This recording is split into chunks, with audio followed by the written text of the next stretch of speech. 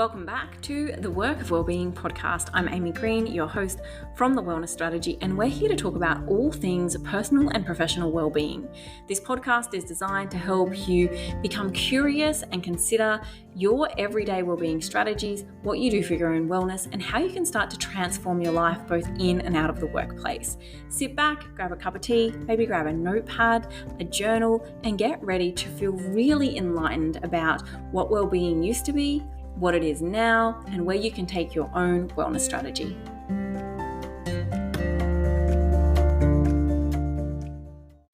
One thing that a lot of educators, professionals, and people that work in schools or other workplaces want to know is, how can I prioritize my own wellbeing when things are so busy and there's so much to do? First of all, I want to remind people, if you haven't seen the frameworks in my books behind me, wellbeing is an individual and collective responsibility. But if you haven't started with individual wellbeing first, then the collective work we do together can sometimes not be seen, valued, or made possible because we haven't worked on ourselves. Now, speaking from experience, I was someone that put work first for a very long time. And what I didn't realize was that was having an impact on my health, even though I thought I was doing all of the right things. Getting up at 5 a.m., going to the gym once, sometimes twice a day, making sure I got my 10,000 steps in, practicing gratitude of an evening, eating healthy, ticking those things off a list. And we all see them, the self-care checklist, and we think that's what I have to do. If you are thinking about your own well-being and what can I do, I want you to, first of all, ask yourself, how do I want to feel and who do I want to be? And then what do I need to do for that? Too often we think of well-being as something that we just have to go and achieve and do, and it's not. It's a feeling. Do you want to feel calm? Do you want to feel rested? Do you want to feel energized? Now, this might change day to day because we have different things happening.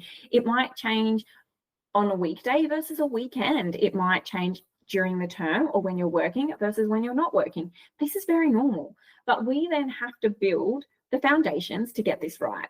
Now, there are things we hear all of the time that we think, yeah, I know, but I can honestly share myself and others, and you too probably, they are the things that we don't do, and we have to prioritize them and do them. Sleep, unanimously, we know what matters. Get a sleep routine. Start to prioritize sleep. We have to do this. Now, I'm not just throwing it out there because we know what matters. If we don't have the right sleep, our perception of stress and stressful situations is higher. Our resilience bandwidth is reduced. We can't cope with normal stresses or obstacles in our day that we might think we should be able to. We amplify them. We're also not going to be able to think as clearly. Now, sometimes when things get busy, we sacrifice it. We sacrifice nutrition. We sacrifice rest. We sacrifice movement and hydration. And all of these things are important, not because of our physical health, but because of cognitive health. And in a school environment, we need our brain working. So we have to start to prioritize this ourselves. And it's not as complicated as I once made it out to be.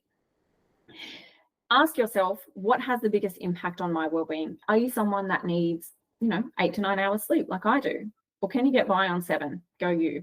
Are you someone that, you're not sensitive to foods, they don't really impact your energy, so it's fine? Or are you someone that you're like, no, that is perhaps during the week, I actually need to pay attention to what I'm eating and when I'm eating, because it really impacts how I think. These small changes and adjustments, whilst we hear them often, are also the most neglected.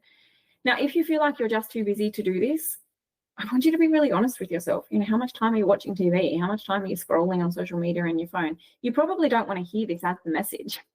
I get it. But we have to take responsibility for our well-being and start to ask, what are the small things? And there is research around, 1 to 2 minutes of movement, 1 to 2 minutes of different types of rest.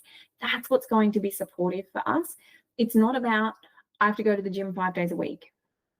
I have to make sure that I close my laptop every day at 5 p.m. It's not about that. It's about asking, how do I want to feel and who do I want to be? And if that's my truth, what do I do? Now, it can be really hard to do this when we feel guilty, when we feel like we should be working. And this is often connected to two things. First of all, the narrative of, if I'm not working hard enough, if I'm not working all the time, if I'm not available, then I'm not a good enough educator, leader, business manager, whatever your role might be. You don't have to be working all the time. That's not the world we live in anymore. That's not the truth. The other thing is we feel guilty for putting ourselves first. And I don't want to be the person that says you've got to fill your cup, but you got to fill your cup. It's not about putting ourselves first. We have to remove that thinking. It's about asking, what do I need to function well today? because we're functioning well for other people. We're functioning well for our students, for our team, for our family, and for ourselves. Now, if we don't understand that well-being is about functioning, it's about energy, it's about thinking, it's about having patience, it's about being kind, then we're not actually putting others first, because we're not doing what we need to ensure we can show up for them in the right way, in a way that's well, in a way that's kind, in a way that's supportive. So it's not about having guilt so much as asking, are you actually willing to put yourself first in order to put others first? That's what this whole idea of well-being is. It's not having to choose. Now, in a school environment, this can be challenging, especially when we're told things like we have to take our laptops home and we just want to have a little sneak peek. I get it. But honestly, leave it in your car. The energy it takes to walk from your house to your car to have a sneak peek, it's not worth it. Or put it somewhere in your garage, leave it in your bag. We don't need to take a sneak peek.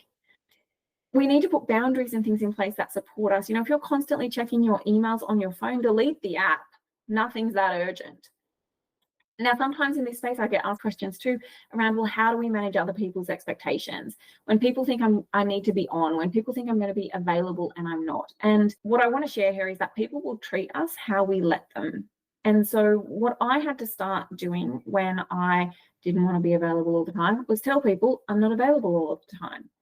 And for me, it looks like, after 5 o'clock on a weekday, I'm not going to check my email. So if there's an emergency, please call me. Now, this took a little bit of a shift and an adjustment because there was a pattern of doing things last minute. And if this is something that you're thinking, yeah, but sometimes my colleagues are emailing me resources for the next day and I need to look at them, what I want to say to you is that that's not okay. Because that means you don't have a right to disconnect. You have to look at your emails because you're not prepared and you're not planned. And that's actually a system, process, and structure issue around how you work, not a workload issue. They're not the same thing. So if you have to check emails because you're waiting for XYZ for tomorrow, that is a reflection on the systems or processes that exist or don't exist that need to be examined and redefined. That's not about workload. And this is why it's really important to start to ask, well, why do I need to check my emails? What am I waiting for? What do I think is going to happen? And really the only things that should be coming through are either emergencies or things you don't need to pay attention to right now. We don't need to always be on. It's unreasonable for someone to expect an instant reply, especially if you are in the middle of your work role, you're teaching, you're with students, you're in a meeting. No. There needs to be a blanket expectation, that is, we reply within 24 to 48 hours. If you need it, it's a conversation. It's not an email. We need to remove this. And if you need it within 24 to 48 hours, again, that's a reflection of your inaccurate, not working process or system or way you operate, your infrastructure. It's not doing its thing. We've got to change that. We've got to change that. Now, there's a lot to be said around what can we do personally and professionally, but again, it comes back to looking at what do I need for myself and what do we need as a team. Now, if you want some tips, there's plenty out there. You don't need to hear it from me. You can read the books or you can Google it and you can start to play around. And I'm going to borrow some words from one of my mentors and who I did my diploma of positive psychology with, Sue Langley. She says, you know what, there's a plethora of resources out there right now around what we know that supports well-being: gratitude, being in nature, spending time with pets, different types of rest, reading fiction, going on holidays, building an adventure to your day, laughter, yoga classes and meditation. We know all these things are grounded in research, journaling, but they don't work for everyone. Sleep works for everyone, by the way. and nutrition, like those things are essential. But other things like gratitude journals and yoga classes and running marathons and hiking and pets, like they're not going to work for everyone. I know gardening is good for us. It connects you to nature. It's good for your soul. It can definitely be a resilience building strategy to be out there. It could be part of rest. I'm not a gardener. It's not about doing everything. It's about finding what works for you and doing those things daily, incrementally, daily, weekly, or monthly. I mean, as much as I'd love a daily massage, it's not going to happen. So once a month. And there is research that says, gratitude is great, but doing it every day isn't as powerful as actually doing it 2 or 3 times a week. You've got to test and try things. So personally, test and try. And I can pretty much guarantee that every one of you saying, I don't have time for it, you do. Look at where you're spending your time. Do a time audit. How much time are you spending on your phone, watching TV, clicking play on that next episode when you could be going to bed earlier or reading a book or doing something restful. You're scrolling on your phone while you have your morning coffee when you could be outside getting some morning sunlight or going for a quick walk around the block. Not being able to make time to listen to a podcast about something, but we're listening to true crime podcasts or the news instead. There is time there. Yeah. So we've got to make time for what we have. Now, one question I often hear too is, I'd like to use EAP, but I don't have time. Ask your school to support you and find time during the workday or even around 3 p.m. You can usually do them from work. They're pretty flexible. So there is time. We've got to ask for it. We've got to find it. And then we've got to communicate it. Like I said, communicate with your team if you're not going to be checking emails. Communicate with your family if you're going to actually develop a bed routine. And in our house, there is no serious conversation after 7 p.m. It's wind down time. If you want my brain for planning something, for looking at finances, for having a discussion around learning and teaching, because my partner's a teacher, that is a before 7 o'clock conversation. If we enter it after 7, I can feel myself getting wound up. I get really into it, or my brain doesn't work. And so it's not the most appropriate time. So we just don't do it. We have no problem saying to each other, this is a tomorrow conversation. Can we save it for the weekend? I'm too tired. I want to start winding down, not winding up. We've got to communicate these things. People don't know how to support us if we don't communicate how they can work with us. It's really important to test and try, to give things a go for your own personal well-being, and to know that when you're doing things for yourself, it's not about filling your cup. It's about putting yourself in a position so that you can actually put others first by looking after yourself. And that's not the message we've been told.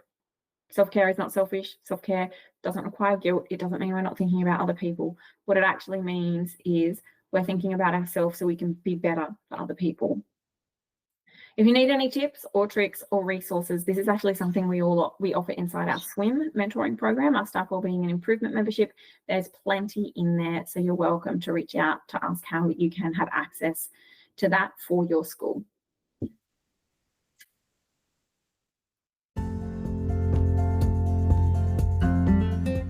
Thank you so much for tuning into today's episode. I really do hope you have enjoyed it.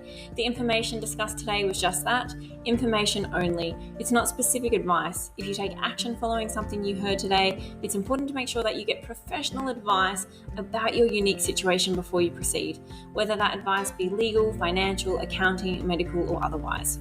Please reach out to me if you have any questions or if there's anything else I can do to support your own wellbeing and wellness journey, whether it's another topic you'd like me to discuss or whether it's support in your school, workplace, or individually.